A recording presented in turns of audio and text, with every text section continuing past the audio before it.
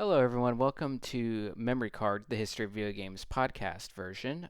If you are unaware, the main version of this series is on my YouTube channel, Gamma Galaxian, where you can watch videos on basically all these topics.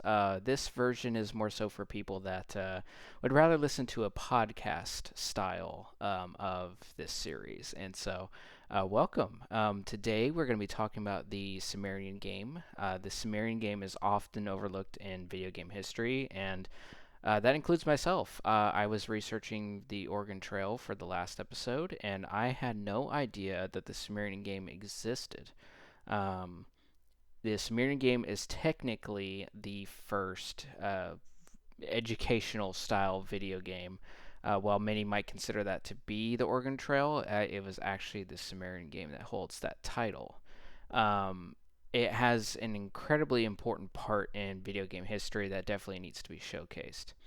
So today we look at the Sumerian Game, which is often regarded as the first video game with a narrative, and Mabel Addis is regarded as the first video game writer, and the first female video game designer, according to a critical hit. Which that's huge. That's huge. That's a big title that Mabel Addis holds in history. So the game's history and development is a story worth telling, and unfortunately, there is not really that much information about it. I dug what I could, and there's probably more out there, but from what I could find, there just isn't too much information. So this episode will probably be shorter than the previous episodes, and this probably won't be the last topic that doesn't have too much info, especially this early on, because video games really weren't considered to be a long-lasting thing at this time. It was kind of just like an experiment. Um, so, with that being said, I also leaned on Wikipedia and its sources for some information in this podcast and in the video that I recorded for YouTube. So, take that as you will. I don't like to use Wikipedia just because of the stigma that it has. But I think using sources from Wikipedia is fine, and I will credit those sources later on in the podcast, kind of at the epilogue of it. But I don't know. I like to dig deep for the primary stuff if I can, and then worst case go through news articles like a Critical Hit and places like that that have covered these historical things. So, but yeah, unfortunately, there's just not a lot. So yeah, without further ado, welcome to Memory Card, the history of video games. This is a place where we take a look at a somewhat chronological view at video game history. And we started from the very beginning with the first episode. And today we're going to be looking at the Sumerian game and the story behind that. So, welcome.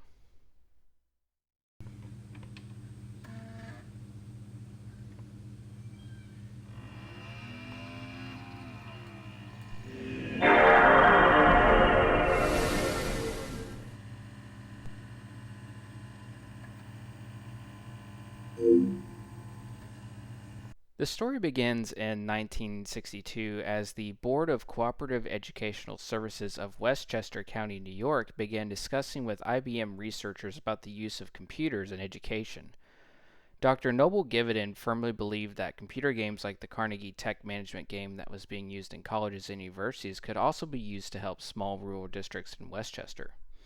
Bruce Moncrief, James Deneen, and Dr. Richard Wing held a workshop with 10 teachers from the area to discuss the use of simulation games in classrooms. One of those teachers was Mabel Addis, who is a teacher at Cantona Elementary in New York. She is often credited for the writing of the game as well as helping lead the project. Addis also sought to include basic economic models and had studied Mesopotamian civilizations when she was in college. So, based on the workshop, the board applied for a $96,000 grant to the United States Office of Education to continue to study the idea of computer games in classrooms for 18 months. The project would be alongside IBM and the New York State Education Department. In 1963, the early development of the Sumerian game began. While Addis proposed the idea of including basic economic models in the game, Moncrief was also inspired by Monopoly and the prior research paper teaching through participation in microsimulations of social organization by Richard Neer. The game, named the Sumerian Game, was a text-based game written in the Fortran programming language. But unlike most text-based games, this one pioneered such elements as cutscenes, what many gamers now experience content patches, according to the gamer. So this, if you technically want to blame anybody for content patches, like, uh, because nowadays content patches are pretty much the standard, right? You have day one patches for games, AAA games, stuff like that. You can technically blame Mabel Addis for beginning that. She was the first one that did it. And now I'm not being serious here, but like, it's funny that what is such a norm nowadays, like it started all the way back in the 60s with Mabel Addis. And we'll kind of talk about later like what that content patch was. So the game is credited as having the first cinematic and unskippable cutscene in video game history. So you can also blame Mabel Addis for unskippable cutscenes as well. I'm just kidding. The game never reached the big commercial success like the Oregon Trail, but that was because at this time, like in the 60s, there really wasn't that technology to truly make video games like commercially available enough for it to really succeed like that. So instead, they made do with an IBM 1050 connected to an IBM 7090 mainframe computer, and that was the only way to play the game. So it wasn't really viable yet for commercial success, unlike the Oregon Trail. So only one player could play at a time, and the main demographic were sixth graders, so middle school students who were playing this game. Middle school or junior high, depending on where you're from. In 1966, Addis essentially created the first patch for a video game in history, as she rewrote the script to make the gameplay less repetitive and shortened it, according to the gamer. This patch was included as a part of a new research project that also saw two new games being created, the Sierra Leone game and the Free Enterprise game.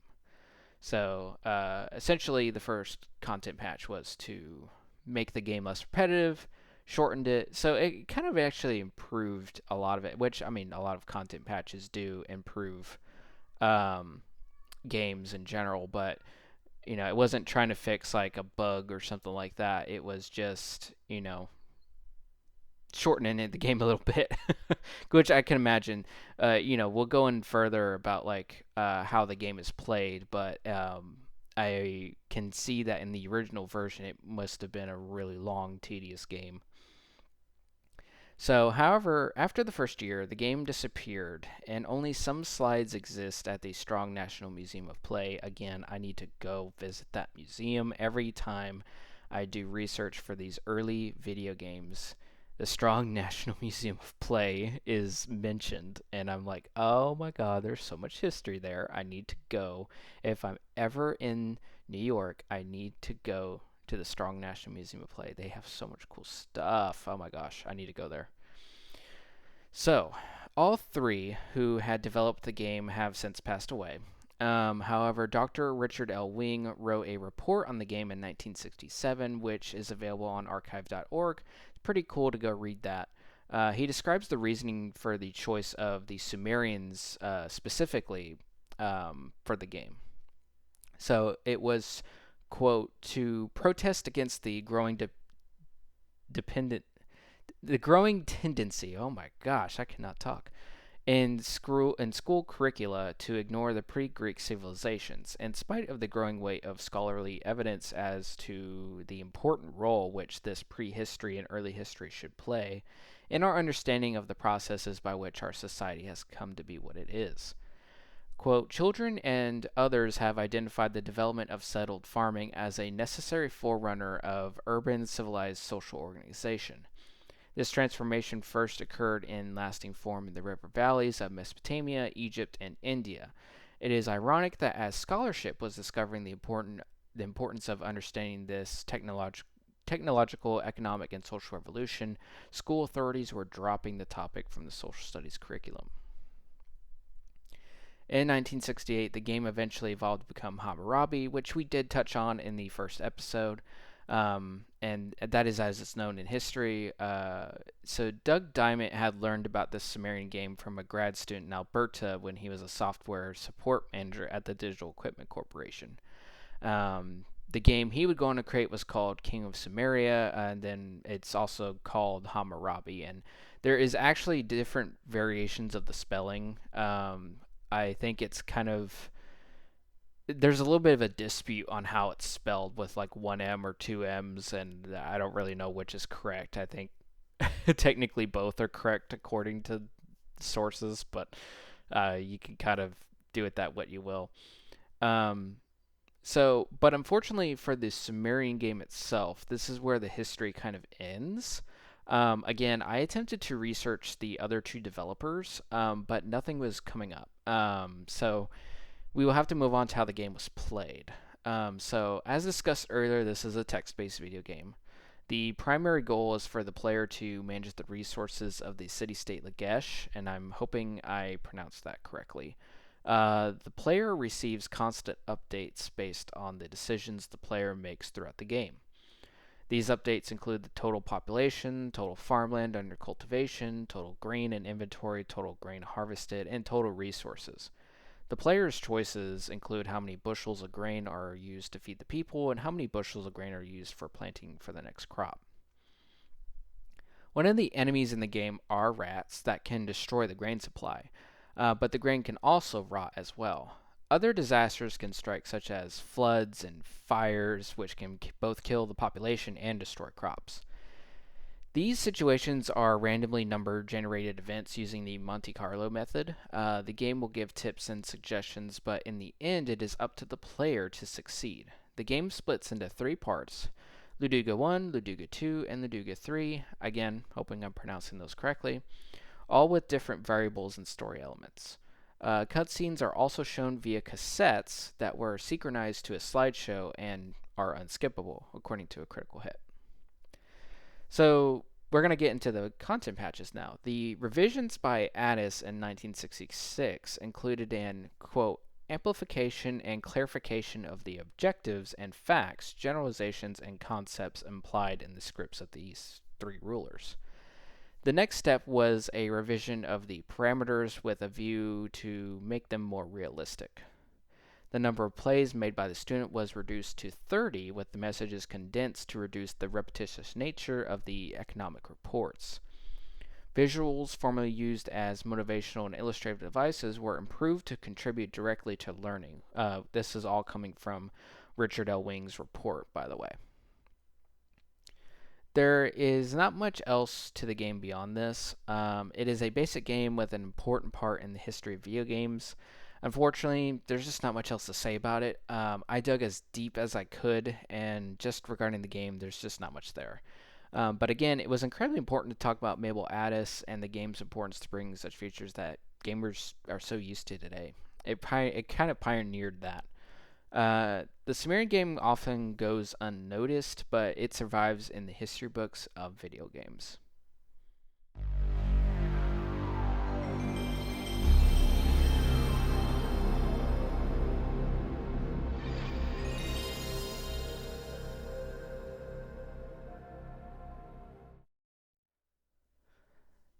I'm so glad I could touch on the Sumerian game, and although the episode was shorter, I hope you still learned something about the history of video games, and I hope you still enjoyed the episode. Unfortunately, I feel a lot of these more simple games that are really early on will produce shorter episodes, but as we go along and the histories will become more complex, and so we will have much more to talk about. The history of video games is long and currently still going after all. So next, we will discuss the 1971 Star Trek game, one of the first video game adaptations, and although another text-based game, I'm excited to dig into the history of this one as this is the first ever Star Trek game, and I am a Star Trek fan. So as always, I cannot make this without sources, so please check out all the sources I'm going to list out and that I used for this podcast and the video as well. I am a one-man crew, so if there are any errors or feedback you'd like to share, please let me know. Feedback is always going to help me improve for future episodes, and I want to continue to improve both in my research and my editing skills. So thank you all and have a great day. I want to also recommend that you follow me on my YouTube channel to watch the main series, which is the video series of Memory Card: The History of Video Games. And we're going to list out our sources here. But first, again, please follow me on Threads. That is where I primarily will post, but I also post on Facebook, Instagram, and it's super simple. My name across all those platforms is Gamma Galaxian, so really simple. If you know the game Galaxian, you know how to spell that, and then the first part is Gamma. So, without further ado, here's the sources that I used for this podcast. So, I use a critical hit, I use archive.org, I use the Gamer, and I used Wikipedia, but I also used two computer-based economics games for sixth graders by Richard L. Wing, and They Create Worlds, the story of the people and companies that shaped the video game industry by Alexander Smith.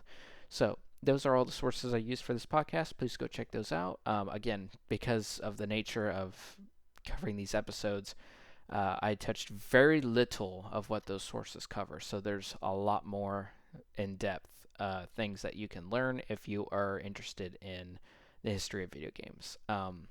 That being said, that's going to be it for this episode, and I will see you next week as we cover Star Trek, the 1971 game, and that one's going to be a lot of fun. I'm excited about that one. So, without further ado, I will see you next week.